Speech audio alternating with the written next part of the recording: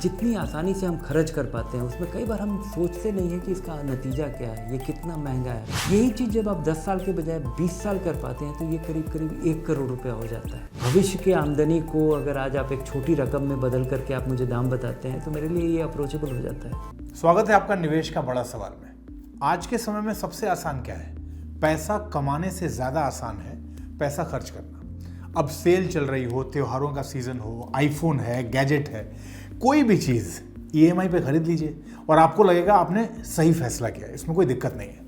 लेकिन क्या आपको नहीं लगता कि आपके ये छोटे छोटे खर्च भविष्य में आपकी बड़ी पूंजी बनाने की क्षमता को कम कर रहे हैं? तो आज इसी को डिटेल में समझेंगे धीरेन्द्र सर से और ये भी जानेंगे कि कुछ बदलावों के साथ आप कैसे अपने फ्यूचर की फाइनेंशियल प्लानिंग को और बेहतर कर सकते हैं।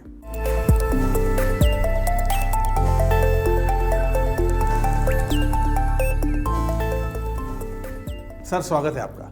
आज सबसे पहले तो आपसे ये जानना चाहेंगे कि आज की यंग जनरेशन के लिए सुविधाओं के हाईटेक होने की वजह से उनके लिए पैसा खर्च करना कितना आसान हो गया है। चाहे आईफोन खरीदना हो, चाहे इवेंट की टिकट्स खरीदनी हो या कुछ भी खरीदना हो, उसमें कोई हिचकिचाहट नहीं होती। लेकिन जैसे ही निवेश की बात आती है हिचकिचाहट शुरू हो जाती है। ऐसा क्यों है सर? लोगों के लिए खर्च कर पाना बहुत आसान हो गया है।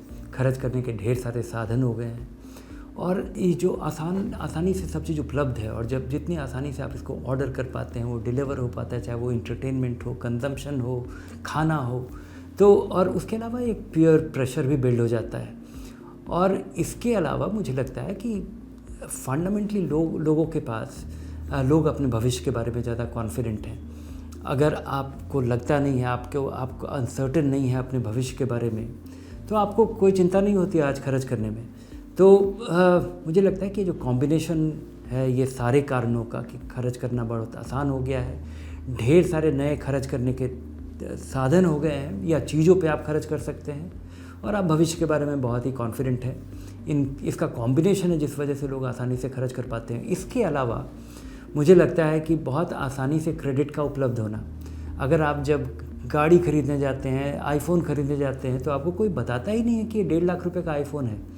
आपको ये पता चलता है कि 8,500 रुपये महीने का EMI है, जिससे ये आपको अप्रोचेबल लगने लगता है।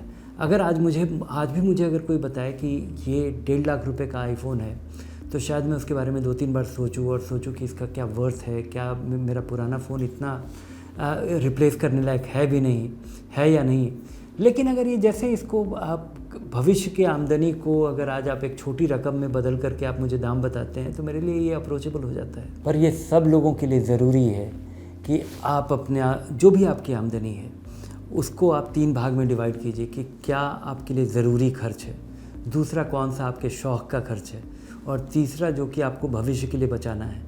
क्योंकि अगर आप भविष्य के लिए, और ये शुरुआती साल में बहुत ज़रूरी है क्योंकि उसी समय आपका आदत पड़ता है और उस समय आपको ढेर सारा बहाना ध्यान आएगा कि आगे कर लेंगे, भविष्य में कर लेंगे, 6 महीने बाद शुरू करते हैं, क्योंकि उस समय ज़रूरतें आपकी इतनी सारी होती हैं। इसलिए वो आदत डालने वाली बात है और मुझे लगता है कि यहाँ पर लोगों को किसी तरह से इनकरेज करना चाहिए या अपने आप को आपको इनकरेज करना चाहिए कि कोई छोटी सी रकम जिसका कि आप SIP कर पाइए, चाहे वो 500 रुपये हो, 1000 रुपया हो या रिकरिंग डिपॉजिट कर पाइए अगर आप किसी गाँव में रहते हैं तो।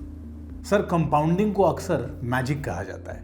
क्या आप हम लोगों को कंपाउंडिंग का जादू समझा सकते हैं? और सर, अगर निवेश को जल्दी शुरू किया जाए तो कैसे छोटी छोटी रकम भी बड़ी पूंजी बन सकता है भविष्य में? छोटी बचत से एक बड़ी पूंजी इकट्ठा करना ये तभी संभव होगा जब आप इसकी शुरुआत करेंगे। और ये जो कंपाउंडिंग का जादू है ये आपको 5-10 साल 15 साल के बाद इसका ये दिखता है।